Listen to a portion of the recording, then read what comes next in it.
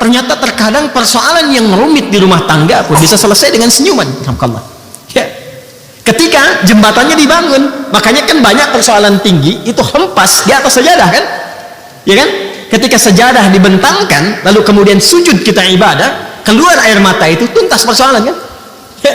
Tapi tidak sedikit persoalan yang kecil menjadi membesar, karena kata Nabi itu tadi di hadis qudsi banyak mainnya. Yang ditampilkan tuh kedudukannya, ya, harta bendanya, egosentrisnya dan sebagainya. Ya, demikian dalam problem kehidupan sosial, di pekerjaan, di bisnis dan sebagainya. Jadi kalau takwanya meningkat, wa man yattaqillaha. Masih ingat teorinya dulu?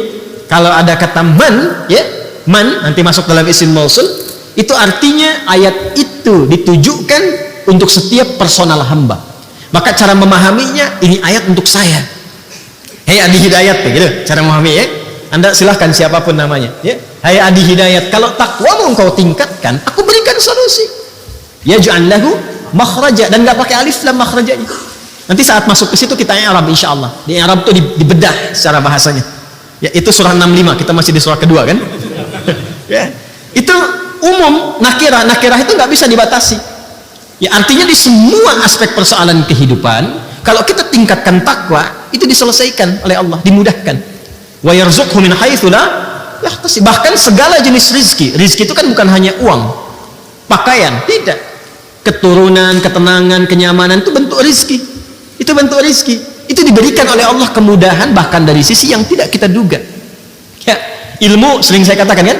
Al-Baqarah di akhir ayat 282. Wattaqullaha wa yu'allimukumullah.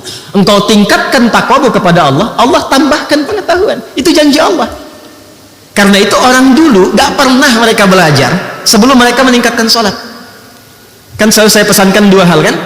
Ya, adik-adik ini ya, kalau mau belajar diberikan oleh Allah tambahan pengetahuan, cepat memahami sesuatu, jaga dua hal. Sholat, Quran. Ya, ya, sholat, Quran. Orang dulu semua begitu. Jadi mereka tingkatkan sholatnya dari kecil itu, sholat jaga, terutama latihan subuh dulu tuh, ya, sholat subuh latihan dulu, karena banyak berkahnya. Itu yang paling banyak disaksikan, termasuk semua malaikat menyaksikan. Malaikat malam dan siang itu semua tugasnya itu dikerjakan malam dan siang yang sif-sifan untuk subuh, mereka semua menyertai. Itu yang dimaksud di Quran surah ke-17 Al-Isra di ayat ke-78. Ya, aqimis salata liduluki syamsi ila ghasaqil laili wa qur'anal fajr inna qur'anal fajri kana mashhuda. Ya, jadi kata Nabi SAW, sungguh inna malaikatal laili wa malaikatal nahari, malaikat yang bertugas di malam dan di siang itu menyaksikan semua bacaan-bacaan yang dilakukan di waktu subuh. Karena itu orang dulu itu sebelum subuh udah siap-siap. Makanya saking berharganya waktu subuh itu, karena dimulai pergerakan berkehidupan, termasuk oksigen juga bertebaran, ya kan? Karbon dioksida diserap, ya, oksigen keluar kan? Makanya ayatnya di Quran surah ke-8 At-Takwir itu ayat 18, ya, was-subhi idza tanaffas. Kalau subuh itu tiba, tanafas. Maka peredaran kehidupan itu dimulai, nafasnya dimulai, matahari mulai muncul, ya. Bunga-bunga pun sejuk, nyaman, oksigen banyak keluar. Makanya mahal subuh itu. Disiapkan, mereka tunggu sebelum subuh udah bangun. Nah, itu waktu yang paling ideal tuh, 1 jam menjelang subuh itu. Jernih, cara berpikir tenang.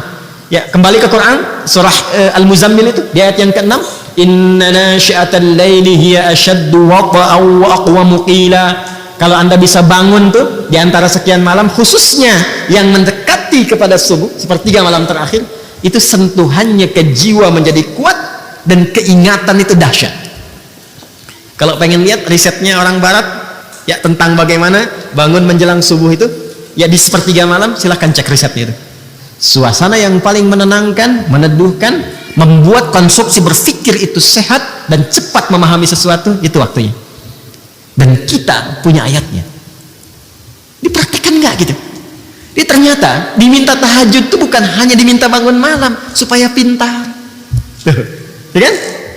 Supaya emosi stabil, supaya tenang, supaya terkoneksi tinggi dengan Allah. Puncaknya apa? Ini supaya dapat solusi. Pengetahuan bertambah. Ingin bahagia? Al-Baqarah di akhir ayat 189. Wattaqullaha la'allakum tuflihun. Tingkatkan takwamu kepada Allah, engkau akan cenderung bahagia. Karena itu di Al-Baqarah di ayat 21 ujungnya ditutup dengan kalimat takwa, la'allakum tattaqun.